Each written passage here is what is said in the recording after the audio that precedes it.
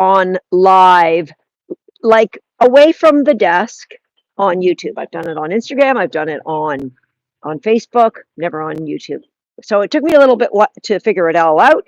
And I'm going to start by the reason for this live. Really, it was prompted because I read a comment on one of our videos on YouTube. They didn't believe in the credibility of our training because they'd never seen me be able to recall my dogs except like in a controlled environment like the building.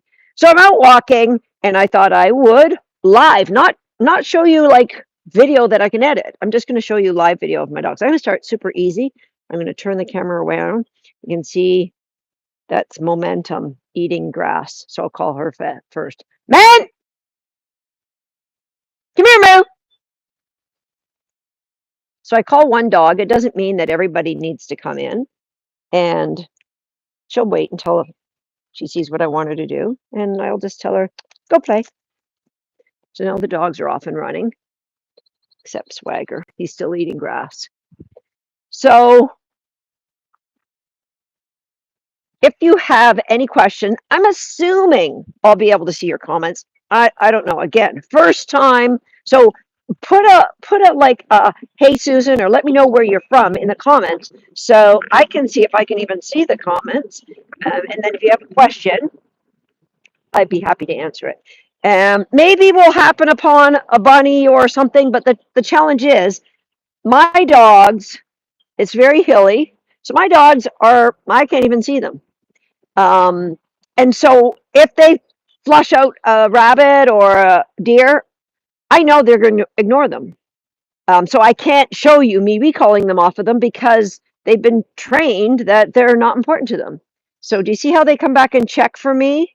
There's Momentum now is checked for me, waiting to say what's going on, where are we going. That's why they earn the privilege of being out running loose. Because I build up layers of understanding that when I call you, no matter what you're doing, you're going to come when you're called. So let me get all the dogs lined up here. So they're all waiting for me. I will call one of them. Come here, you guys. Come on over this way. Right, there's one. That meant, come on over here. We're going to sit. Betty, you come over here. And I'm going to, man, get back here. You're going to get hit. So Momentum's a 10-year-old. Moo. She's waiting to be released. I think I called you to come back here. Momentum and sit. Okay, so I'll release them all and I'll call the youngest, who's 22 months old. Go play. Prophet! Almost ran into Momentum. Good boy. And his reward is going to be, I can give him a treat. I can ask him to do a behavior, and then I'll tell him to go again. Okay. I don't even know where this went. So I can, oh, I see her way over there in the field. I'm going to call her. Then!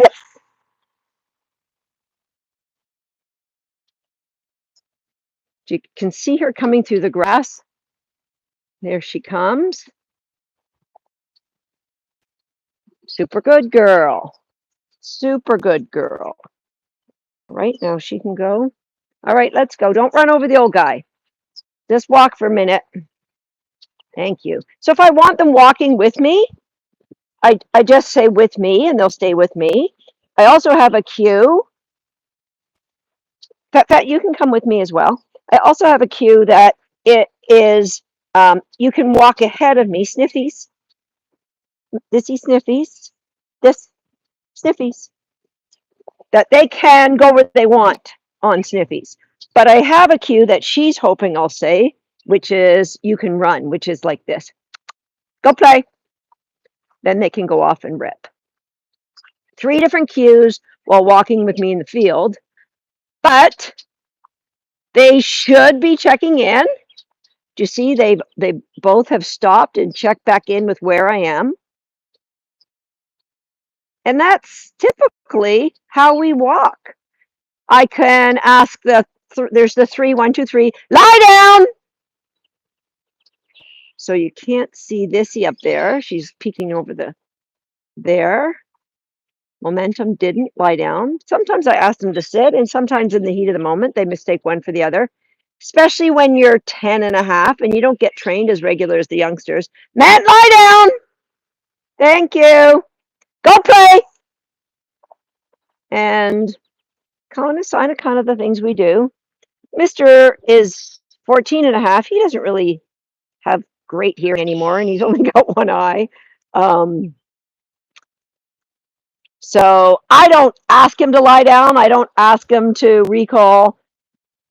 If I really needed him to recall, I would whistle because he can hear that. I'm not going to do that to you on a live stream because I will absolutely wreck your eardrums with my whistle, I'm sure. Okay, I cannot see comments. I'm going to just start pushing buttons here and to see if there's any way I can see your comments, and I just can't figure out how. I'm sure there's a way, but I haven't got it yet. So I apologize if you asked me something and I'm not seeing it because, again, first time doing this. Oh, I got the picture smaller. No comments. So my dogs, as I said, Prophet is 22 months and they get the opportunity to run loose in the field when they prove to me, when they've shown that they will listen and be responsive and check back in as he just did. And if I give a random cue, whether it be a sit or a down, that they will respond. Because if I have to say it twice, then I take note. That cue isn't known as well as you thought it was known. And people will say, well, this is your field. They're used to your field. But guess what? The deer here, well, they know the dogs. And I'll show you where the deer usually sleep, actually. So right in here is the indentations. That's where the deer sleep often. Well, they can sometimes, you'll see indentations out here, but that's normally where I see the deer coming out. And sure, it's my field, but guess what? My dogs don't see the deer and go, oh yeah, that's Fred and Ralphie. They're from our field, so it's okay. No, they have to be trained to ignore the wildlife, to not chase. Now, Prophet, 22 months, he will still stalk, and I'll have to call him off of the bunnies or the squirrels or whatever he sees. But he won't chase. He'll stalk, and I'll say that's enough, and he'll come back. The others don't even bother anymore because it's such a reinforcing thing to be able to do the things with me. Let's do another recall here.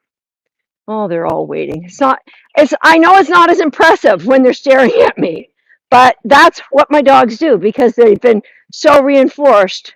Go out, sniff, eat grass, have fun, check back in though. But if I get them running and chasing each other, that's when it's harder to come off of, like running off or calling off moving dogs. That's tough. So for whoever it was, and I apologize, I don't remember, I just read the comment today that said, we've never seen your dogs out off leash outside your building doing things that people who use electric collars can do.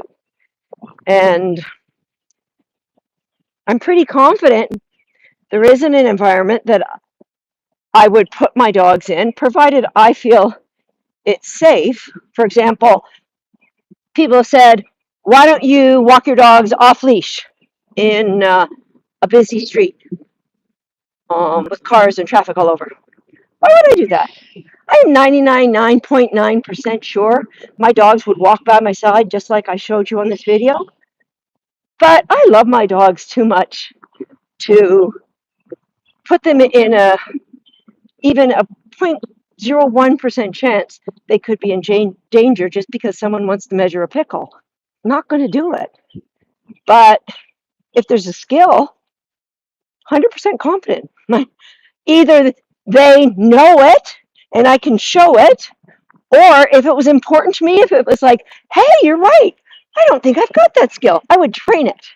But if it was something that was important to you that you think is the measure of this is what a good dog trainer is, but I didn't feel it contributed to the overall benefits my dog enjoy by as a family pet, or contribute to my ability to run my dogs in agility, probably not going to bother with it. I mean, there's a lot of skills that I think are that cross over between dog sports, but I'm not going to get into somebody else's discussion or argument, or I don't know what you call it when you're trying to one up everybody. If you want to know how I train something, I love sharing that stuff, um, but not going to get into it. Look, there's a car there. So there is a measure of danger. There's a road here. I train my dogs. They don't go on that road. So I would never have them off leash near that road. There's no fence. There's no electric collar. There could be wildlife running across that fence. Coyotes like crazy over at that golf course.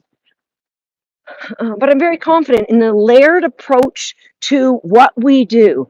That is not just something that brings success to myself and my dogs, brings success to, I mean, I've been doing recallers online since 2009, I believe. And it's the tens of thousands of people that have had success with, and I would imagine it's exponentially more since we decided to put so much information for free in things like the Season of Nuance, which is our free series we have running this week. I believe it's available for maybe 10 more days, but don't hold me to that, because I'm out walking my dogs on a Saturday night and I don't have that information ahead of me. But I know that it's a series that we put together for our recaller students, but we share it with the world once a year. And this is the time that it's available. And if you are interested in that, you can go to doggyflix, DOGGYFLIX.com. And no, you don't need to have Netflix or anything else. Everything is free. When you're there, you'll see there's an opportunity to join something that's called the platinum level of Doggy Flicks. And that is, we just do 3 additional Zooms with myself and 2 of our coaches. I just got to make sure the old guy's with me. And he's not. Sometimes he takes this way. So let's check the side door here. You know what? 14 and a half years old. You got to keep an eye on them, even when you're on the live stream. Now, my dogs will say, hey, where's she going? They'll be checking back in very soon. I got to find the old guy. I don't think 14 and a half. Unfair to call him that. So 1 is checked in, 2 is checked in.